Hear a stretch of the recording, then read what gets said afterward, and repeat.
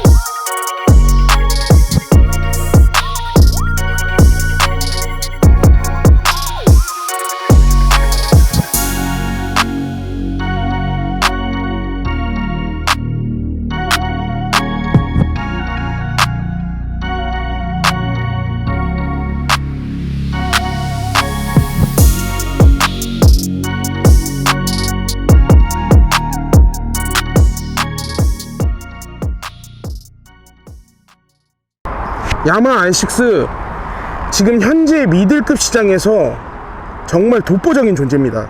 현재 탑이에요. 지금 야마하 R6랑 가와사키 닌자 6R 말고는 서로 라이벌 관계도 없습니다. 지금 현재 그만큼 미들급 시장이 현재 많이 죽어있죠. 야마 R6를 설명드리기 전에 먼저 R6에 대해서 조금 얘기를 하려고 해요. 왜냐하면 제가 예전에 한 구독자 1000명 이벤트 때 R6 잠깐 소개해드리면서 제가 R6에 대해서 할 말이 너무 많다고 했잖아요. 그래서 오늘도 영상이 조금 길어질 수 있는데, 일단 야마하 R6는 이제 미들급 바이크입니다. 미들급 바이크의 4기통의 600cc 바이크고, R6가 처음 데뷔했을 때 바이크 시장에서 엄청난 파장을 일으킵니다. 그렇게 엄청난 관심을 받고 R6가 데뷔를 해요. 왜냐하면 그때 당시에 R6가 99년도에 데뷔를 하는데, 그때 당시 R6의 마력이 120마력에 건조 중량이 200kg가 채 되지 않았어요. 미들급의 120마력이라니. 그때 당시 타 브랜드들은 110마력의 벽을 이렇게 뛰어넘지 못하고 계속 머무르는 상황이었습니다. 근데 R6가 99년도 그때 당시에 120마력의 바이크를 만들어서 출시를 해요. 거기다 엄청난 파격적인 디자인을 가지고 야마 R1을 얘기 안 할 수가 없어요. 야마 R1이 98년도에 데뷔를 하면서 리터급 시장을 열었는데, 그때 당시에 R6는 R1의 그 디자인을 그대로 따라서 만들어져서 R6가 그대로 데뷔를 합니다. 99년도에. 그러면서 이제 R6가 엄청난 미드급 시장에서 엄청난 인기를 얻어요. 그리고 그때 당시에 리터급 바이크들보다 R6가 더 인기가 많았던 이유는 R6의 그 고회전 RPM과 그 경쾌함, 그리고 그 재미, 그런 거를 리터급들이 주지 못했죠. 왜? 리터급들은 무거웠고 경쾌하지 못했고. 근데 그때 당시에 왜 예전에 쿼터나 뭐 이런 작은 엔진들이 인기가 많았냐면 가볍고 경쾌하고 재미있고 이렇기 때문에 그때 당시에는 인기가 많았어요. 근데 리터 시장에서 이제 R1이 데뷔를 하기 시작하면서부터 이제 점점 이제 리터 시장에 점점 눈을 뜨죠. 그 야마하의 항상 라이벌이었던 혼다도, 야마하가 혼자 생각하는 라이벌이었을 수도 있죠. 근데 야마하가 R1을 내놓으니 혼다도 조금 엔진을 업 시키면서 나중에는 CBR 1000R까지 나옵니다, 모델이. 근데 그 전에만큼은 일단은 이 미드급 시장에서는 R6를 견줄 수 있는 바이크가 없었어요. 그렇게 R6가 일단 독보적으로 계속 갑니다. 그러다가 R6가 또 풀체인지를 해요. 03년도에. 그래서 이제 라이트가 눈이 동그랗게 이쁘게 하면서 라이트가 엄청 이뻐요. 그 동그란 눈이 있죠. 그랬는데 되게 웃긴 거는 그 디자인을 가지고 기본적으로 베이스를 가지고 또 04년식 R1이 만들어져요. 그 되게 웃겼던 건 옛날에 98년도 때는 R1의 디자인을 그대로 승계해서 R6에 갖다 놨으면 요번에는 03년도 R6 디자인을 R1에다가 그대로 옮겨줘요. 그러면서 이제 엄청난 R1이 또 인기를 얻죠. 네, 그렇게 계속 미드급 시장이 나오는 찰나에 그때 R6가 이제 주춤합니다. 약간. 그게 왜 그러냐면 그때 당시에 스즈키 R600 그리고 가와사키 닌자 6R 그리고 혼다 CBR 600R이 나오는데 그때 당시에 CBR 600R이랑 스즈키 R600이 엄청난 인기를 끌어요. 그 CBR 600R에 들어가 있는 그 똥꼬 머플러, 그 똥꼬 머플러와 그 라이트의 그 날렵한 디자인, 그 디자인을 가지고 사람들이 진짜 깜짝 놀랍니다. 와, 대박 났다. 원래 항상 1년 뒤에, 야마하가 1년 뒤에 나오거나 혼다가 1년 뒤에 나오는 방식이었는데 그때 당시에는 03년도에 참 같이 데뷔했어요. 근데 600R이 좀 더 인기가 많았었습니다. 그때 당시에 제 기억에는 확실히 그랬던 것 같아요. 그래서 그러다가 이제 야마 R6가 다시 패권을 잡아오는데 그게 정확히 2006년도입니다. 2006년도에 여러분들이 알고 계시는 그때 당시에 엄청난 파격적인 디자인의 R6가 나와요. 그러면서 그 R6의 디자인이 나오면서 또 다시 한번 R6가 또 주도하고 갑니다. 그리고 나서 그 후에 CBR 또 600R이 07년도에 한번 디자인이 또 바뀌어서 나와요. 그러면서 이제 둘이 배틀을 붙기 시작했고, 그러면서 이제 닌자나 스즈키는 조금씩 이제 뒤로 밀려나기 시작합니다. 그래서 미드급 시장에 그 4개의 브랜드의 4파전에서 야마하랑 CBR만 살아남아요. 그러고 있다가 이제 계속 R6가 그 디자인만 고수를 합니다. 고수를 하면서 계속 쭉 나오다가 가와사키에서 이번에는 파격적이게 13년도인가 14년도에 지금 ZX-6R 그 풀체인지 디자인이 나와요. 근데 그때 이제 또 6R이 인기를 엄청 끕니다. 그게 이유가 간단해요. 왜냐하면 계속 똑같은 디자인의 R6에 많이 지친 분들이 6R로 많이 넘어갑니다. 왜? 미들급은 다 바이크들이 거기였거든요. 이미 바이크가 120마력에서 130마력 사이에서 벗어나지를 못해요. 그래서 지금 이제 계속 그렇게 바이크들이 나오기 시작했고, 미들급 시장에 이제 단종 시기가 옵니다. 16년도, 17년도쯤에 혼다, 가와사키, 스즈키, 야마하에서 스즈키, 혼다가 이제 이 미들급을 버려요. 그러니까 버렸다기보다는 제가 예전에 한번 말씀드렸던 건데 개발 비용이 엄청 많이 들어갑니다. 뭐 바이크를 하나 개발한다라는 거는 엄청난 박사들이 연구를 하고 이렇게 회사에서 투자를 해가지고 바이크를 생산을 해야 되는데 그만큼 미들급 시장이 점점 약해지고 있었던 거예요. 왜냐? 그게 제가 이제 08년도 때 느꼈던 거예요. 2008년도에 제가 이제 그때는 저는 R1을 샀는데 제 친구는 R6를 샀습니다. 근데 그 리터 바이크와 지금 미들 바이크는 가격 차이가 커요. 600만원 이상 나는데 그때 당시에 미들급이랑 리터 가격 차이는 몇백만원 차이가 안 났어요. 그때 당시 리터급들이 1500대였고 그때 당시에 미들급 바이크들이 1200에서 1300대였습니다. 그럼 그 정도 돈 주고 살 거면 조금 보태서 리터를 사는 추세였어요. 그래서 미들급은 크게 인기가 없었던 것 같아요. 그때 당시에는. 그땐 다들 리터를 타고 있었고, 그러고 있는데 제 친구랑 저랑 같이 사서 타보다가 타보니까 R6에 대한 재미는 확실히 그때 당시에 더 있었어요. R6 훨씬 재밌었고 그때 사운드도 훨씬 좋았고, 하지만 바이크가 딱 거기까지가 다예요. 그 옛날에 경쾌함이 있고 뭐 날렵하고 그런 거는 이제 끝났다고 봐요. 왜냐하면은 이제 리터가 이제 기술력도 올라가고 마력도 더 많이 올라가고 그러다 보니까 이제 옛날에 리터가 아니었던 거예요. 리터는 계속 진화하고 있었는데 미들급은 진화하지 않았던 거예요. 그래서 제가 지금 이 17년 이후에 나온 이 풀체인지 신형 R6에 너무 디자인도 너무 이쁘고 모든 게 다 좋았지만 제가 아쉽다고 했던 부분은 이 바이크도 역시 볼 수 있는 게 이 외관에 풍겨지는 이 디자인과 이 배기 사운드 말고는 볼 게 하나도 없어요. 솔직히 이 바이크가 뭔가 이제 전자장비가 엄청 들어가고 뭐가 대단하고 뭐 출력이 잘 나오고 이런 게 없어요. 진짜 웃긴 건 미들급은 마력이 오히려 상승하다가 떨어졌습니다. 야마 R6가 마력이 단계별로 올라가고 중량도 점점 감소하면서 야 진화를 하고 있구나라고 했는데, 유로 기준이 되면서 마력이 떨어지고 중량도 공차 중량도 맞추던 게 뭔가 디자인이나 이런 부분을 더 신경 써야 되고 하니까는 중량도 올라가고 오르락 내리락 하면서 뭐 미들 시장은 사람들이 쳐다보지 않는 시장이 되었죠. 근데 현재 지금 미들급에서 국내 시장에서도 인기가 엄청나게 많은 이유는, 왜냐하면 일단 1600만원대고 그리고 중고 방어가 되게 높아요. 그렇다 보니까는 많이들 선택하시는 것 같고, 그리고 일단은 해외는 잘 모르겠는데 국내에 바이크가 공급이 딸립니다. 공급이 딸리다 보니까 사람들이 중고 가격이 오히려 튜닝이 되어 있으면 더 비싸기도 해요.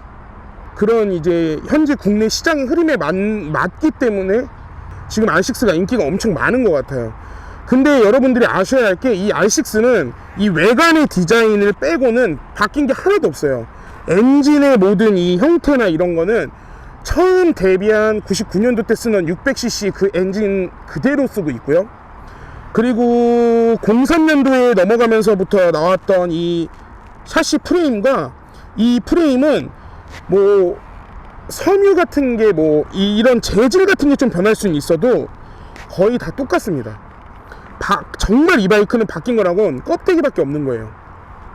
아무것도 바뀐 게 없어요.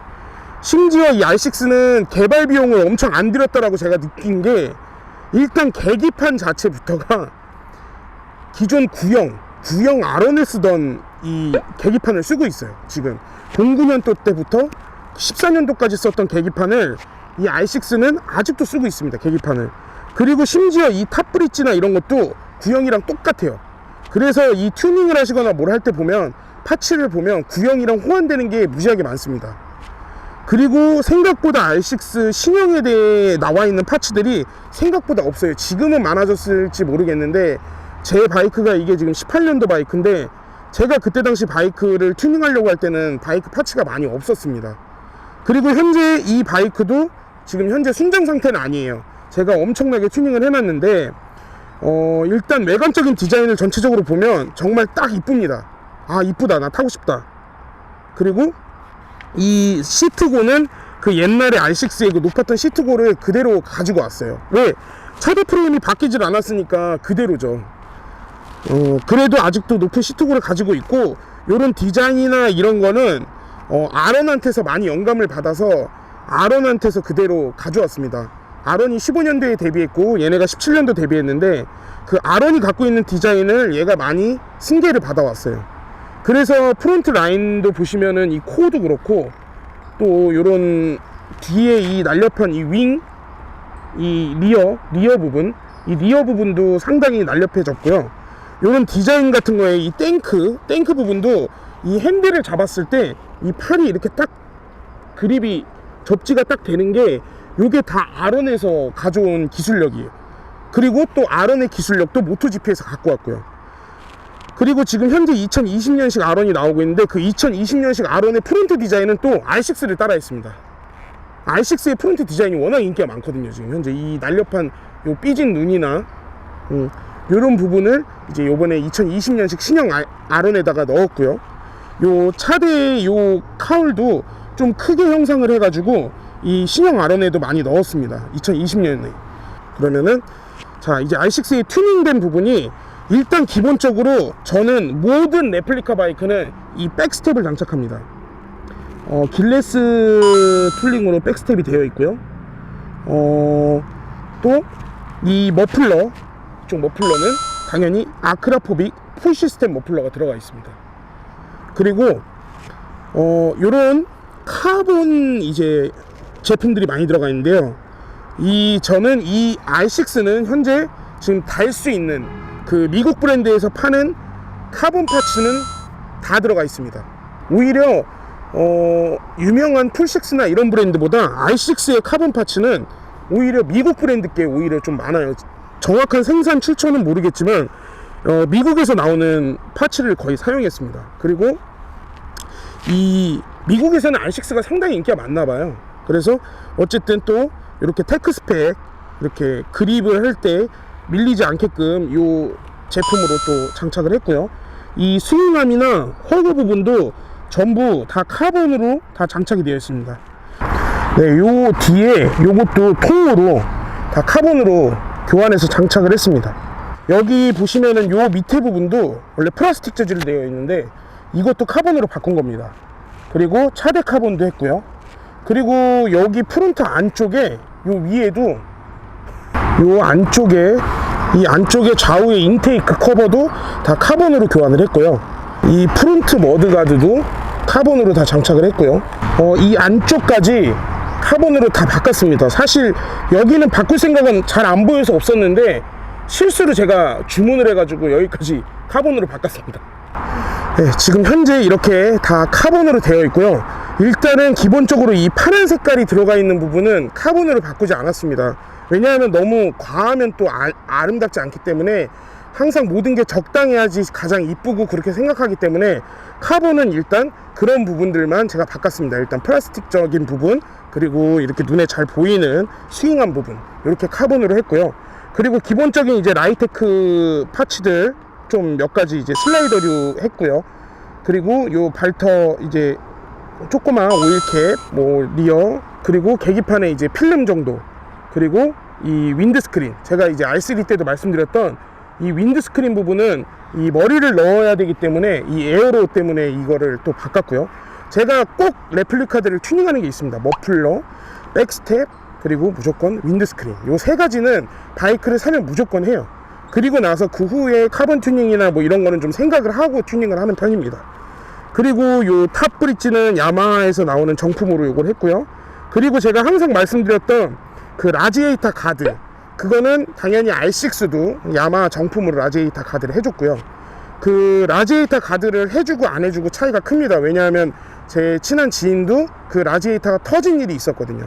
그래서 꼭 장착을 해주셨으면 좋겠고, 네, 이렇게 전체적으로 현재 지금 현행 가장 인기 많고 최강자인 R6의 외관을 한번 봤습니다. 외관도 보고 튜닝한 내용도 같이 얘기를 하고, 여태까지의 미들급의 시장과 R6의 행보를 한번 봤는데요.